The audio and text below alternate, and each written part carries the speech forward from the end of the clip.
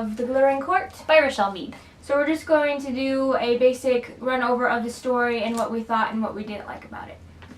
So this book takes place in an Elizabethan and frontier world, and the characters are Adelaide, Mira, Tamsin, and Cedric. So those are our four main people that we see the most.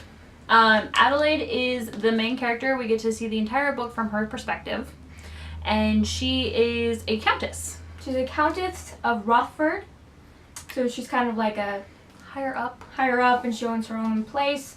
But her and her grandmother don't have as much money anymore, so she needs to marry off. So her grandma sets up a meeting with another countess, and she gets to meet her husband-to-be. She doesn't like him, so she immediately just wants to go and find a new life, which she does when it's basically handed to her on her doorstep. So she takes her lady-in-waiting's handmaid name, and she takes the opportunity that she has, and she leaves to the Glittering Court. So the Glittering Court is basically like a reform finishing school for girls. So the Glittering Court is basically a reform school, and when she takes the place of her handmaid and she goes to the reform school, she kind of has to pretend to not be herself. She needs to be a handmaiden. She needs to pretend that she doesn't know how to dance these certain things or play instruments or talk a certain way. So she ends up meeting Mira and Tamsin, our two other main characters, and they become friends, and they kind of end up helping each other a little bit throughout the way. She just goes on this journey of kind of like a self-discovery and learns that she's brave and she doesn't need a man, but she falls in love anyway. So it ends good. It has a decent ending, and you kind of get everything you need, and it has lots of twists and turns too, which is enjoyable. So our expectations of this book was that we thought it'd be high fantasy.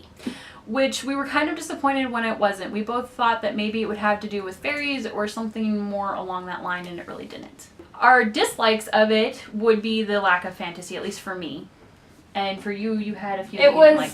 It reminded me of the Selection series, and I wasn't really fond of that because they're just so familiar. But later on, as the story progressed, it completely went a different way, so it wasn't too bad. So overall, we did enjoy The Glittering Court. It was a great book. We do love everything by Richelle. She really can't miss. It just was not what we had gone in thinking it was. It's a good book. We can't wait for the other two, but I give it 4.5 stars. Yeah. Our non-spoiler review, so you kind of got an idea of what the book was like, and hopefully it helps you decide you actually want to read it. You can check out our spoiler review, which we'll link down below. And if you've read the book or just want to read spoilers, I don't know. So make sure you give us our thumbs up because we like those likes. Check out our blog, which will have a more in-depth review of these books. Yes. So thank you for watching us today. Bye.